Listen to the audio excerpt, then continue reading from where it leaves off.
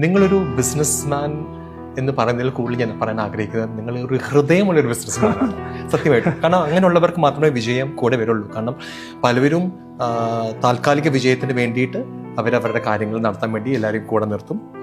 പക്ഷേ പല സ്റ്റാഫുകളും ഇങ്ങനെ വിസ ഇല്ലാതെയും ബുദ്ധിമുട്ടി ആദ്യ കാലഘട്ടങ്ങളിൽ നമ്മൾ സഹായിച്ചവരെ പിന്നീട് അവർക്ക് ബുദ്ധിമുട്ട് വരുമ്പോഴത്തേക്കും നമ്മൾ അവരെ ഒക്കെ അടുത്ത ആളെ എടുക്കാമെന്ന ചിന്തയിൽ നിൽക്കുമ്പോൾ നിങ്ങൾ അവരെ കൂടെ നിർത്തി വിസയും കൊടുത്ത് ഒരു കുടുംബം പോലെ കൂടെ നിർത്തി എന്ന് കേൾക്കുമ്പോൾ തന്നെ അതൊരു വലിയൊരു ഇൻസ്പിറേഷനാണ്. അതാണ് ഹൃദയമുള്ള ബിസിനസ്മാൻ എന്ന് ഞാൻ വിളിക്കാൻ ആഗ്രഹിക്കുന്നത്. വെച്ചടി കയറ്റം നിങ്ങൾക്ക് തീർച്ചയായിട്ടും വരുന്നുള്ള കാര്യത്തിൽ അതൊന്നും സംശയമില്ല. അത് എന്താ അതിന് പിന്നിലൊരു കാര്യം കൂടി എനിക്ക് പറയാനുള്ളത് എന്താ വെച്ച് കഴിഞ്ഞാൽ, ഹൃദയം എന്നുള്ളതിനേക്കാൾ പുറമെ നമുക്ക് ഹൃദയം തന്ന ഒരാളുണ്ടായിരുന്നു എനിക്ക്.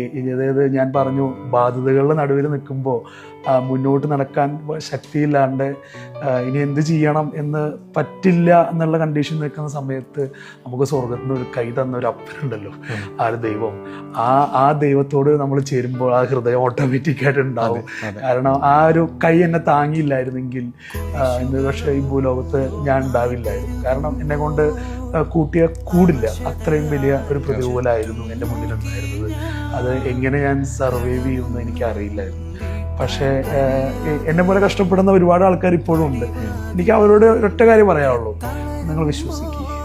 നമ്മുടെ ഇതിനൊക്കെ പുറമെ ഒരു കരമുണ്ട്, ഒരു ദൈവക്കരമുണ്ട്. റൈറ്റ് ടൈം ആ കരം പ്രവർത്തിക്കും. നമ്മൾ വിചാരിക്കും എല്ലാം അവസാനിച്ചു, എല്ലാം ഇനി മുന്നോട്ടൊരു സ്റ്റെപ്പില്ല. എന്നെ സംബന്ധിച്ചിടത്തോളം ഒരു കാരണവശാലും മുന്നോട്ട് നടക്കാൻ സ്റ്റെപ്പില്ലായിരുന്നു.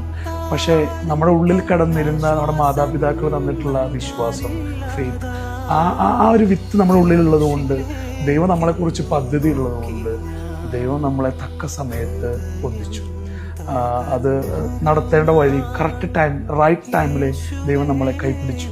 അതുകൊണ്ട് ആ ഹൃദയ നമ്മുടെ ഉള്ളിലിരിക്കണേ. മനുഷ്യനെ ദൈവത്തിൻ്റെ ഛായയിലാണ് സൃഷ്ടിച്ചിരിക്കുന്നത്. അപ്പോൾ തീർച്ചയായും ഹൃദയവും ദൈവത്തിൻ്റെ ഹൃദയം തന്നെ വെച്ചിരിക്കുന്നത്. നമ്മുടെ കുറേ കുന്നായ്മകളും കുശുമ്പും അസൂയൊക്കെയാണ് നമ്മൾ മാറിപ്പോവാൻ കാരണമാവുന്നത്. ആ ഒരു തിരിച്ചറിവ് ഉണ്ടായാൽ മതി. ആ ഹൃദയം ദൈവത്തിൻ്റെ ആണെന്നുള്ള തിരിച്ചറിവ് ഉണ്ടായാൽ നമ്മൾ ചെയ്യുന്ന എല്ലാ കാര്യങ്ങളും അതിനോട് ചേർന്നാവും.